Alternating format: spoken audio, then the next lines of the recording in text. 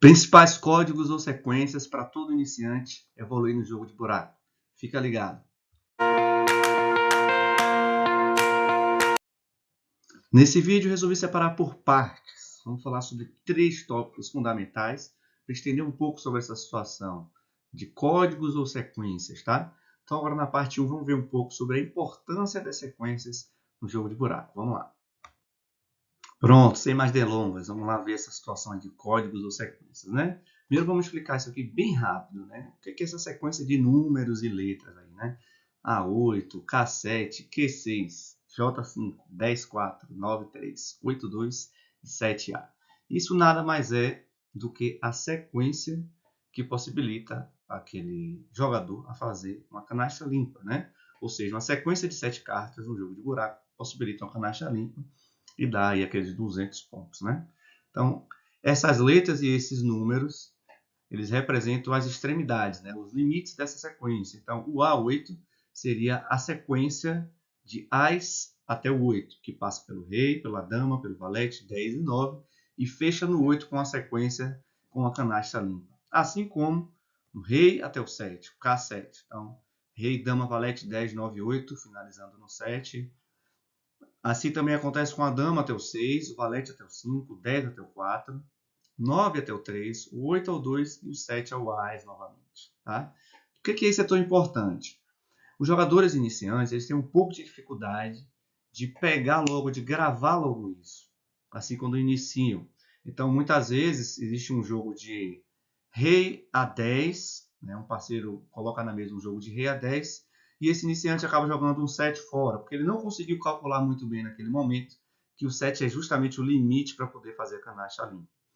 Tudo bem, você pode fazer ainda colocando o As e complementando até o 8, pode, mas é sempre interessante, a partir do momento que o seu jogo tem aquela carta limite, que você tenha, ou que você saiba logo de imediato onde aquele jogo encerra. Então, se por exemplo, eu tenho um jogo de 10, 9 e 8, eu já sei que para baixo, para eu fazer uma canastra limpa, ele vai até o 4.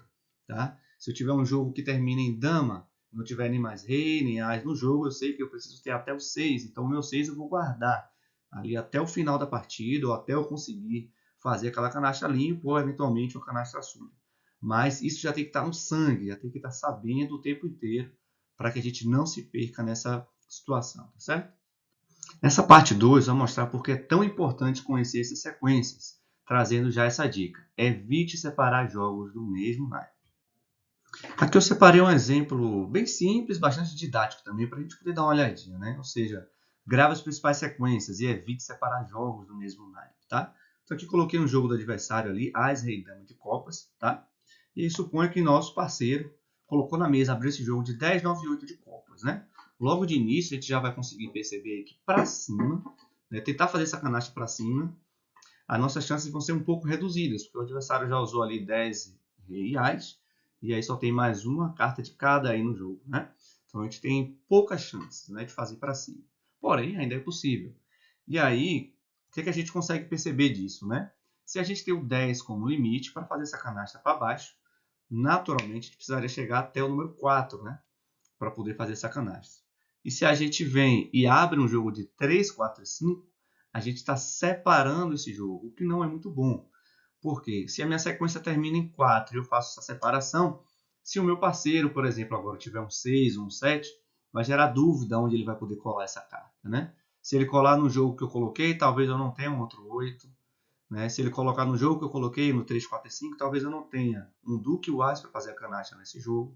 Então vai gerar uma dúvida e não é muito legal. O interessante é que você possa ficar um pouco mais de tempo com essa sua sequência na mão, até aguardar ali a descida do jogo com o 7 ou com o 6, ou até mesmo aguardar a subida do jogo com o valete, a dama ou o rei, para que você possa abrir esse jogo na mesa, né?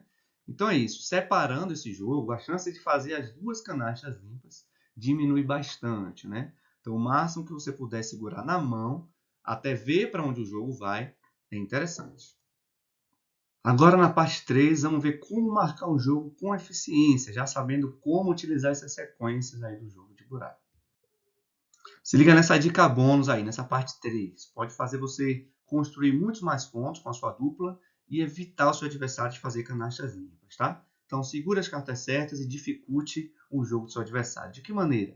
Se você tiver os limites das cartas, como a gente viu lá com aqueles códigos, A8, rei e o 7, a dama e o 6, o valete e o 5, e assim sucessivamente, seu adversário fica impossibilitado de fazer canastra limpa naquele naipe, tá? Então, nesse exemplo número 1 aqui, se você tem 2 ases e 2 oitos, o adversário não consegue.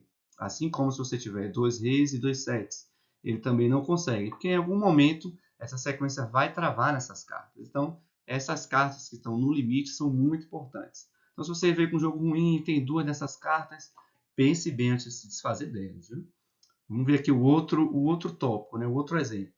Muitos jogadores iniciantes, logo ali quando o jogo acaba de começar e ele ainda não sabe muito bem para onde é que vai, às vezes tem um 7 ou um 8 que não está encostando em nenhuma carta, ele acaba jogando aquela carta fora muito cedo no jogo.